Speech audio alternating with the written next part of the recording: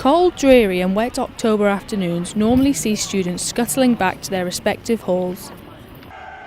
But on this particular day, around 200 students from LJMU, the University of Liverpool and the surrounding areas turned out in protest against the rise of tuition fees.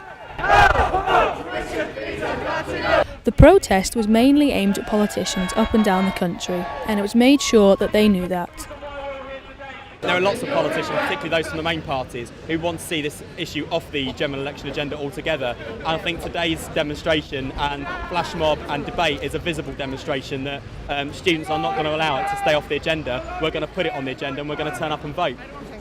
The protest, named the Town Takeover, is the first of many demonstrations from the National Union of Students, NUS, across the UK. The general feeling from NUS is that if tuition fees are raised, then it will deter students from going into higher education. Are children going to want to carry on if they can't even support themselves or their parents can't support them? We're needing doctors, we're needing scientists, we're needing all sorts of professions, and this is literally making it impossible. Towards the end of the demonstration, 75 green balloons were released. On them, Liverpool students had wrote down the different amounts of actual debt that they will leave university with.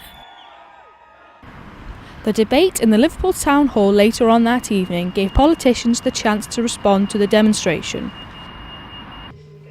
Protesters listened intently as they outlined their party's views on student loans.